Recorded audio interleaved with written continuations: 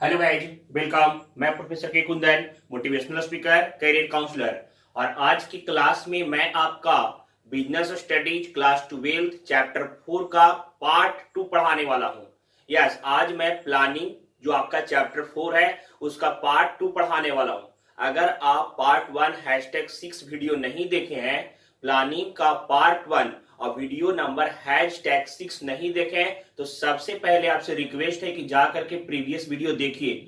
मैं डिस्क्रिप्शन में उस वीडियो का लिंक आपको दे दूंगा। ठीक है, आज मैं दो टॉपिक पढ़ाऊंगा। इंपॉर्टेंस ऑफ प्लानिंग, आज मैं दो टॉपिक पढ़ाऊंगा। पहले importance of planning, limitations of planning.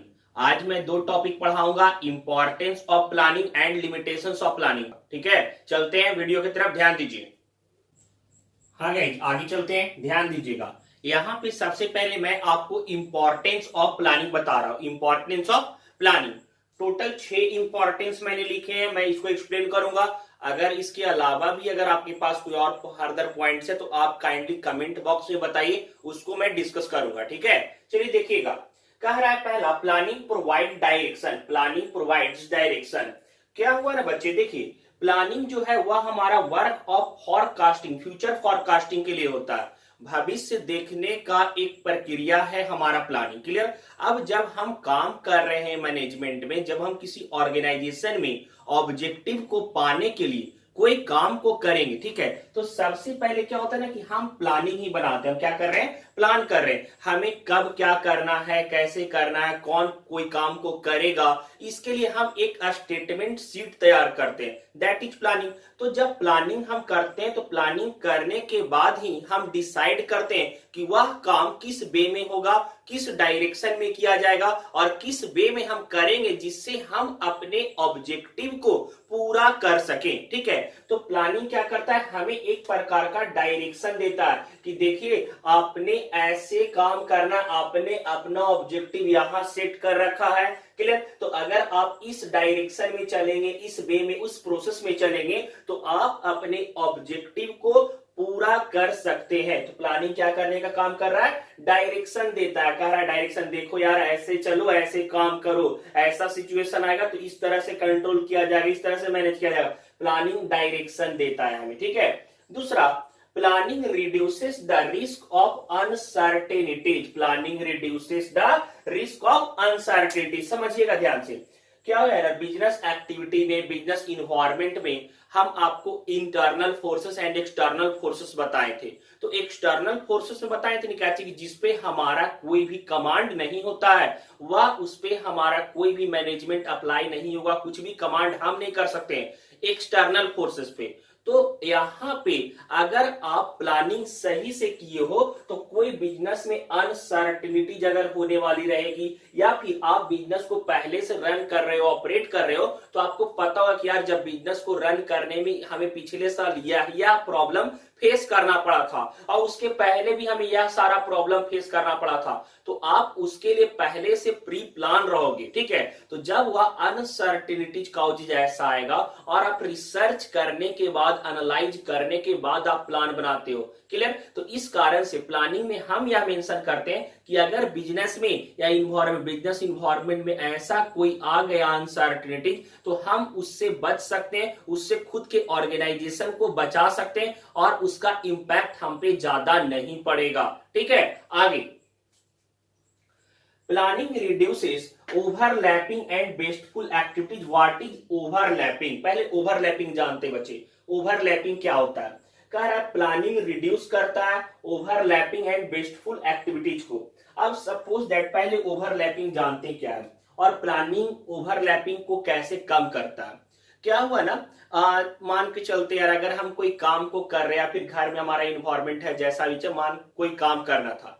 Clear. अब वह काम के लिए हम लोग रात में बैठे, हम लोग बोले क्या चीज, कल यह सारा काम होना चाहिए। हमने प्लान नहीं बनाया कि वह काम को कौन करेगा, हमने बस यह बोला कि कल यह काम होगा। ठीक है, अब सपोज दैट सबसे पहले अर्ली मॉर्निंग हम उठे और वह काम को पूरा कर दिए। ठीक है, अब उसमें से फिर सेकेंड बंदा उठे और वह काम, फिर वही काम को दोबारा किया गया। क्लियर। फिर थर्ड बंदा उठे, वही काम को दोबारा किया गया। फोर्थ बंदा भी उठे, उसी तरह से वह काम दोबारा किया गया। अब एक बात, काम एक बार ही वह होना था, सपोज दैट खाना ही बनाना था या ब्रेकफास्ट ही बनाना था, एक बार ही बनाना था, लेकिन सही से प्लानिंग नहीं करने के कारण से वह काम रिपीटेड टाइम पे हो गया।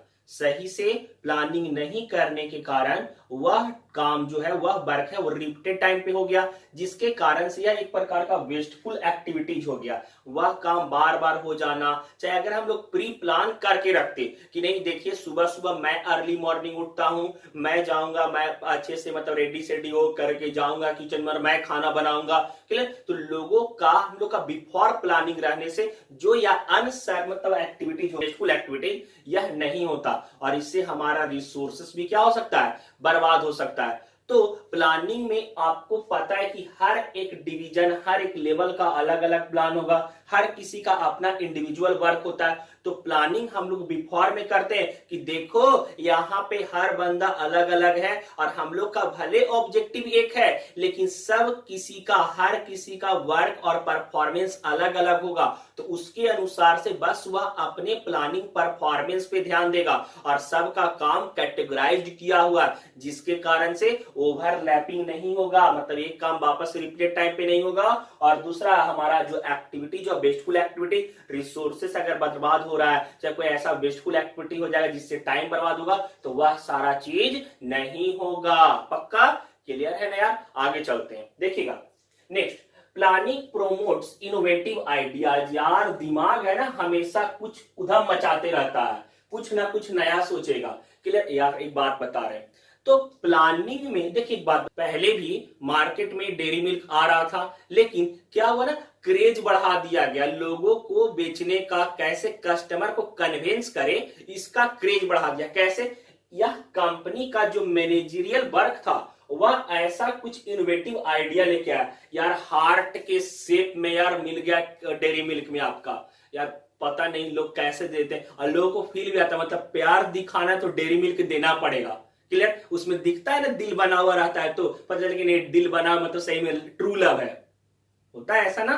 क्लियर? तो यहां पे प्लानिंग क्या करता है, आपको प्रमोट करता है इनोवेटिव आइडिया के लिए। आप अपने माइंड में कुछ नया सोचिएगा जो आपको अट्रैक्ट करता है, जो आपके कस्टमर को अट्रैक्ट करता है आपके प्रोडक्ट के लिए। क्लियर?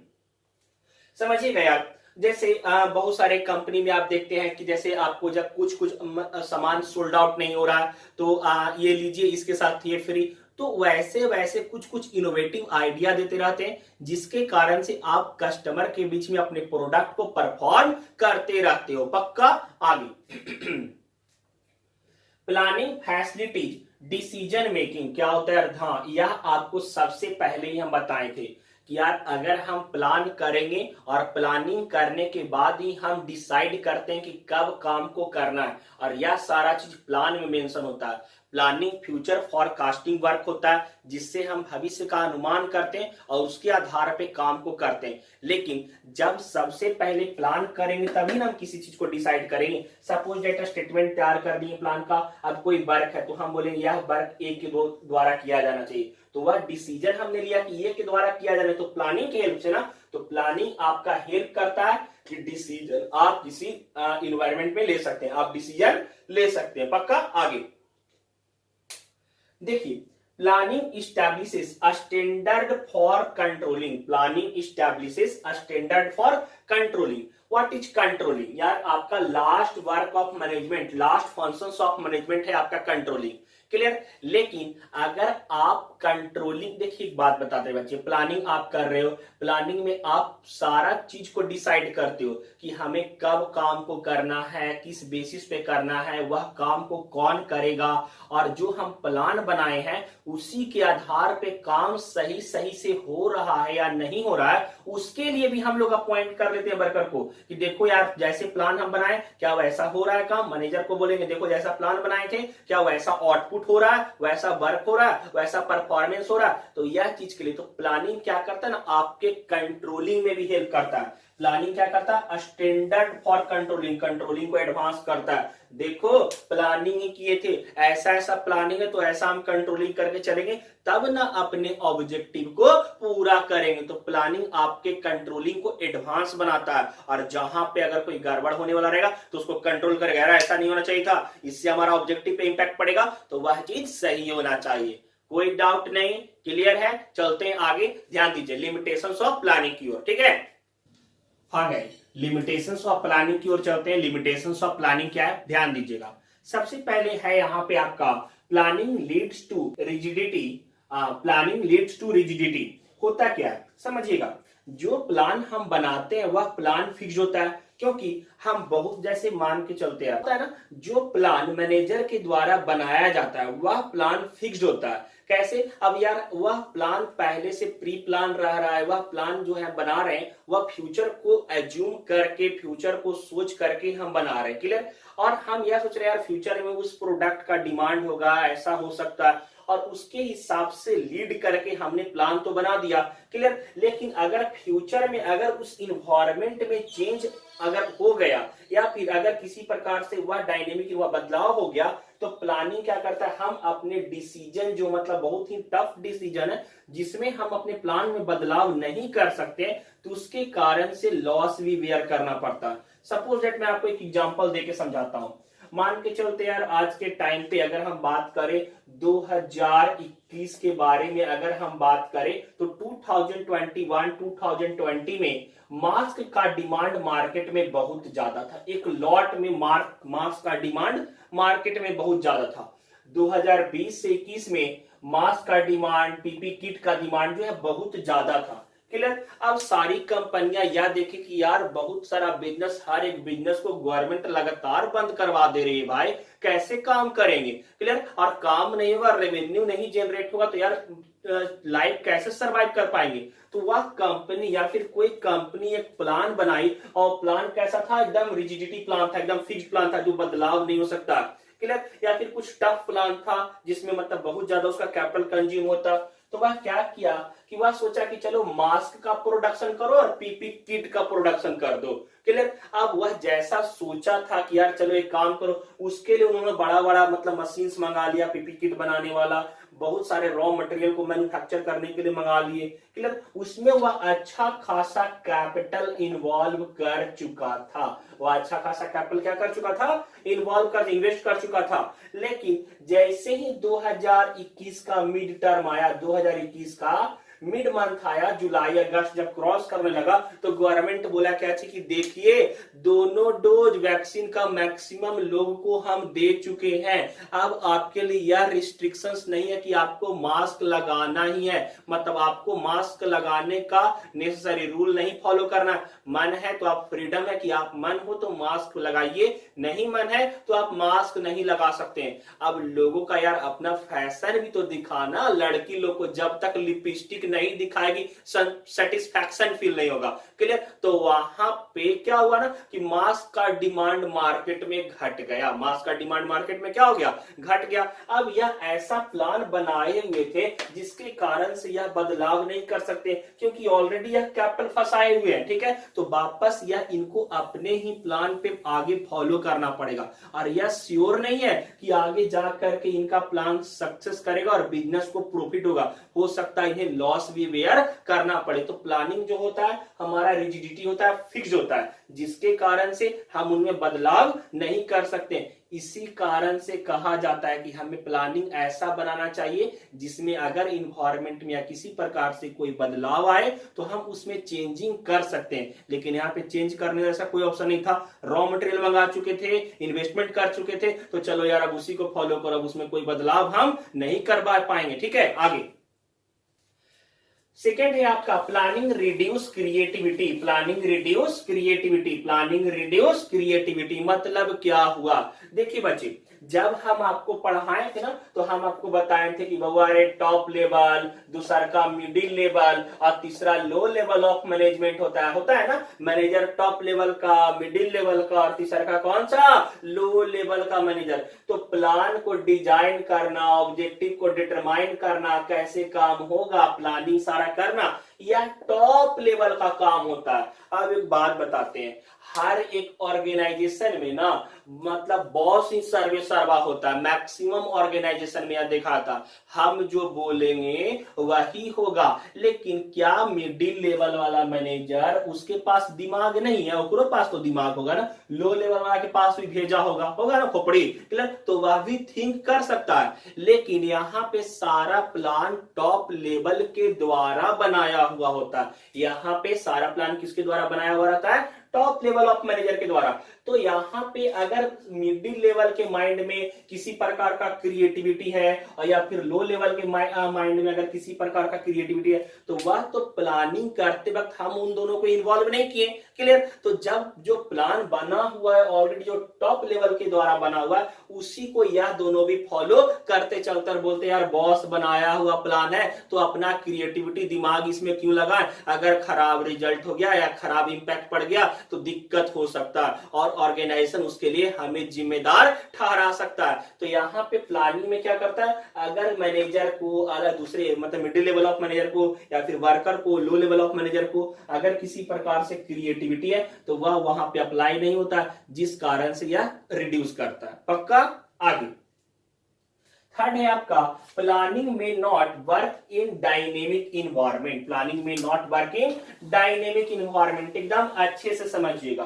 कह रहा है प्लानिंग में not work in dynamic environment. पक्का? अब सुनिए, जो प्लानिंग हम कर रहे हैं वह प्लानिंग हम पास्ट के वर्क को एनालाइज करके कर रहे हैं और प्रेजेंट के इन्वायरमेंट को देख करके कहते हैं। जैसे समझाते बच्चे, क्या हुआ ना, कोई भी बिजनेसमैन वह पास्ट को एनालाइज करता है, वह देखता है कि पास्ट में हम बिजनेस इतने साल से चला रहे हैं तो उस समय क्या क्या प्रॉब्लम फेस करना पड़ा, क्या क्या एक्टिविटीज बिजनेस में हमारा आया, बिजनेस एनवायरनमेंट में हमने पिछले साल क्या क्या काम अचानक से हमें करना पड़ गया था। तो उस सारे चीज को सोच करके, विचार करके, एनालाइज करके और करेंट इन्वायरमेंट को देख करके, यार करेंट में ऐसा इन्वायरमेंट है तो हो सकता है आगे भी फ्यूचर में ऐसा इन्वायरमेंट हो सकता है, तो उसके हिसाब से प्लान तैयार किया जाता है। ठीक है? लेकिन अगर अचानक से कोई डायनेमिक इन्वायरमेंट में बदलाव हो जाए, क्लियर, जिसके बारे में हम प्री प्लान नहीं थे, तो वहां पे प्लानिंग काम करना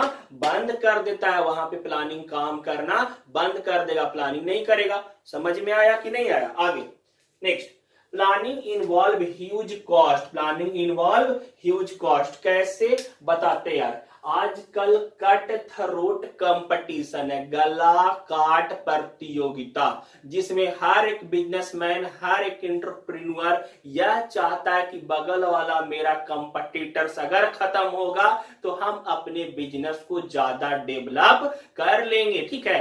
तो प्लानिंग करने के लिए वह खुद बैठ के तो प्लानिंग करते ही करते हैं, उसके लिए अच्छा खासा एडमिनिस्ट्रेशन प्लानिंग डिपार्टमेंट मतलब प्लानिंग डिपार्टमेंट को हायर कर लेते हैं। वह अच्छा खासा प्लानिंग डिपार्टमेंट को क्या कर लेते हैं? हायर कर लेते हैं। अब वह फ्री में तो काम नहीं करेंगे कि भैया मुफ्त के चंदन लगा लो, ऐसा नहीं होगा। वह उसके लिए कॉस्ट बेयर करेगा। जितना ज्यादा मतलब एक्सपीरियंस वाले प्लानर रहेंगे उतना ह्यूज कॉस्ट लगेगा। तो प्लानिंग जो है वह ह्यूज कॉस्ट को इन्वॉल्व कर लेता है। क्लियर? आगे, it is a time consuming process. ठीक है? आपका प्लानिंग टाइम कंज्यूमिंग प्रोसेस होता है। हाँ यार, प्लानिंग का यह भी लिमिटेशन है कि यह बहुत ज्यादा समय ले लेता है। कैसे बताते, एकदम ध्यान से समझिएगा।